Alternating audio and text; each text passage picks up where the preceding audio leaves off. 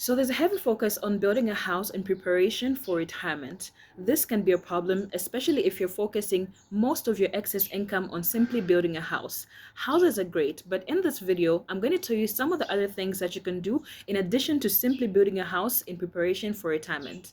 Now, here's the first problem. The house that you live in may be an asset, but it is not an income generating investment. After retirement, you need something that's going to pay for your bills month to month. The house that you live in may be gaining capital gains and showing that you are increasing in net worth, but on the day to day, you cannot take bricks out of your house and take them to the hospital to pay bills. You can't use the bricks of your house to go and pay for university fees. So, if the house that you're building will not be a rental property, it is an asset and it is not an income generating investment. And after retirement, you may find that yes, you have a great balance sheet, your house is worth a lot, but you have no income. So, here are some of the things that you can do in preparation for retirement in addition to simply building a house. The first thing you can do is that if you have an employee match scheme, increase your own contribution to that particular scheme. So, an employee match scheme is where both you and your employer contribute a certain percentage of fixed amount of your income into a private pension scheme. Increasing your own contribution will ensure that there's more amount of money for interest to compound on as you draw towards retirement or even leaving that particular job. The second thing that you can do if you don't have an employee match scheme as part of your employment contract is that you should contribute to a private pension scheme.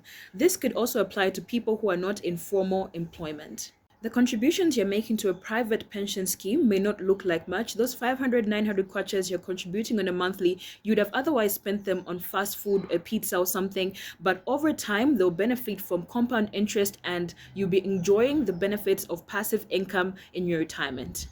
The other option is while you're working, put money into a fixed term saving plan. There are several investment management companies in Zambia which provide fixed term saving plans with a pre calculated interest. So let's say for a period of 5 years, I'm going to be contributing 500 kwacha to this particular fixed term saving plan, and at the end, they'll give me such and such an interest amount.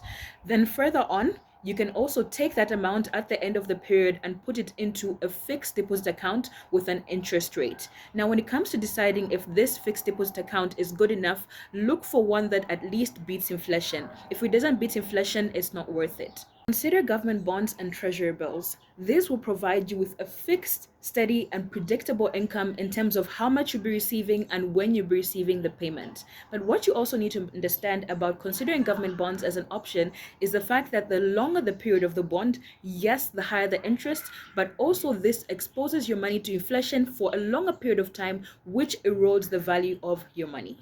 Consider the stock market. Invest in dividend paying stock. This is where you buy shares in a company and they pay you a dividend. Before you invest in a company, look into their performance and then also check if it's dividend paying stock.